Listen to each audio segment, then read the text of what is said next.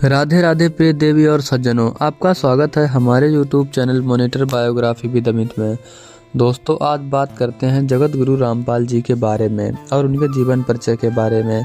संत रामपाल जी का जन्म 8 सितंबर 1951 को गांव धनाना, जिला सोनीपत, हरियाणा में एक किसान परिवार में हुआ था। पढ़ाई पूरी करके हरियाणा प्रांत में सिंचाई विभाग में जूनियर इंजीनियर की पोस्ट पर रहकर 18 वर्ष कार्यरत रहे। सन 1988 में परम संत रामदेवानंद जी से दीक्षा प्राप्त की तथा तन मन से सक्रिय होकर स्वामी रामदेवानंद जी द्वारा बताए हुए भक्ति मार्ग से साधना की तथा परमात्मा का साक्षात्कार किया। इनके बारे में बहुत सी अफवाहें भी चलती रहती हैं। आपका उनके लिए क्या मत है, कमेंट बॉक्स में ज़रूर बताएं और वीडियो में अंत तक जरूर बने रहें। जिस तत्व ज्ञान के विषय में नास्त्रोदमस जी ने अपनी भविष्यवाणी में उल्लेख किया है कि उस विश्व विजेता संत के द्वारा बताए शास्त्र प्रमाणित तत्व ज्ञान के सामने पूर्व के सर्व संत निष्भ्रम यानी जो असफल हो जाएंगे तथा सर्व को नम्र होकर झुकना पड़ेगा, उसी के विषय में परमेश्वर कबीर बंदी छोड़ जी ने अपनी अमृत वाणी में पवित्र कबीर सागर ग्रंथ में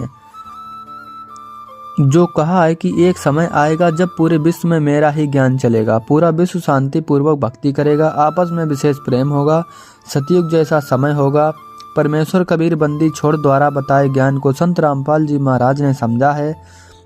इसी ज्ञान के विषय में कबीर साहिब जी ने अपनी वाणी में कहा है, कबीर और ज्ञान सब ज्ञान अड़ी, कबीर ज्ञान सो ज्ञान, जैसे गोला तोप का करता चले मैदान।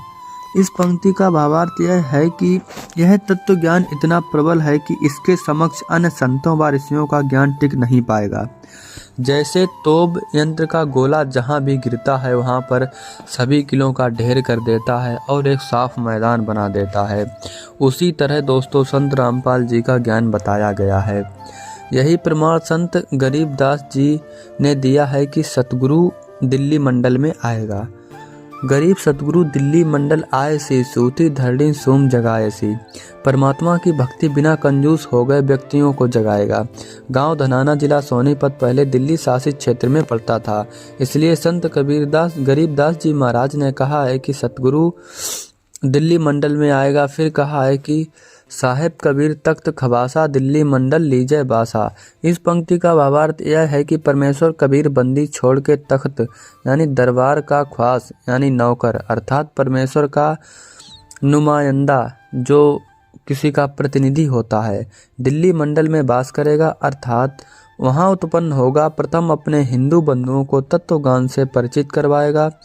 बुद्धिमान हिंदू ऐसे जागेंगे जैसे कोई हड़बड़ा कर जागता है, अर्थात उस संत के द्वारा बताए गए तत्व ज्ञान को समझकर अविलंब उसकी शरण ग्रहण करेंगे। पूरा विश्व फिर उस तत्वदर्शी हिंदू संत को ज्ञान स्वीकार करेगा। यह भविष्यवाणी श्री नास्त्रोदमस जी ने भी की है। नास्त्रोदमस जी ने यह भी लिखा है कि मुझे इस बात का दुख इस बात का है कि उससे परिचित न होने के कारण मेरा सायरन उपेक्षा का पात्र बना है। हे बुद्धिमान मानव, उसकी उपेक्षा ना करो, वह तो सिंहासन नस्त करके आसन पर बैठा है। आराध्य देव यानी जो इष्ट देव हैं, इष्ट के रूप में मान करने योग्य है। वह हिंदू धार्मिक संत सायरन आदि पुरुष का अनुयायी जगत का तारनहार है।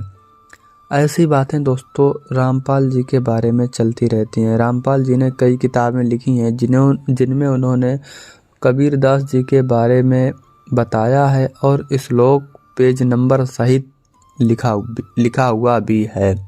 और पूरी गीता का ज्ञान उन्होंने ऐसे किया है जैसे 5वीं क्लास का बच्चा ABCD को याद करता है। तो दोस्तों, कबीर आप क्या जानते हैं संत रामपाल जी के बारे में?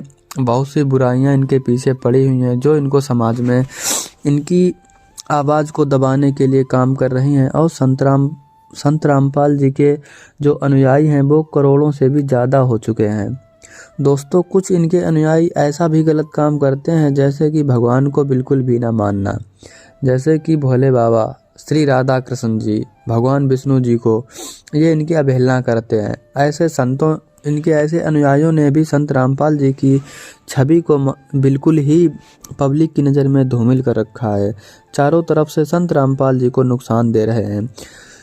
अगर आपके यहाँ भी, आपके क्षेत्र में भी कोई ऐसा है तो आप कमेंट में ज़रूर बताएं। और जो लोग भी संत रामपाल जी को बदनाम कर रहे हैं वो, तो रामपाल जी का कहना उनके लिए यही है कि समय आने पर वो खुद मेरी शरण में आ जाएंगे, और जब उन्हें सच्चाई का ज्ञान हो जाएगा तब वो खुद ब खुद रामपाल जी के आश्रम से जुड़कर उनके अनुयायी बन जाएंगे। तो आपको क्या लगता है दोस्तों? जो भी लगता हो कमेंट बॉक्स में ज़रूर बताएं। राधे राधे।